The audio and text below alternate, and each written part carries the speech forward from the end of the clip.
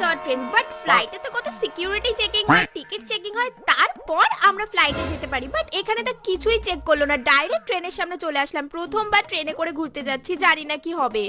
একবার প্লেনে উঠে গেলে কেউ তো কারোর সাথে কথাই বলে না, ট্রেনে তো দেখছি সবাই কত কথা বলছে আর কত খাবার এনেছে, খাবারও খাচ্ছে। বেশ ভালোই হলো, সবার গল্প শুনতে শুনতে বেশ মজাই হবে।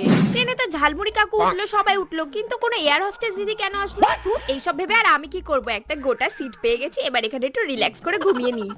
ট্রেনেতে দেখলাম সবকটা বগিতে একটা করে টয়লেট রয়েছে, প্লেনে তো মাত্র একটাই টয়লেট হলো, ভালোই হলো, আর ভিড় ঠেলে লাইন দিয়ে টয়লেটে যেতে হবে না।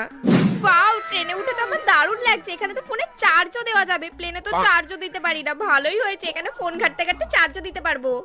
ট্রেনে তো দেখছি বালিশও দিয়েছে, আবার কম্বলও দিয়েছে, প্লেনে তো শুধুমাত্র বিজনেস ক্লাসেই কম্বল দেয়, কিন্তু এখানে তো দেখছি বালিশ কম্বল দুটোই দিয়েছে, বেশ ভালোই হয়েছে, আরাম করে এসিতে মজা করে ঘুমানো যাবে। খুব ঘুম পেয়ে গেছে।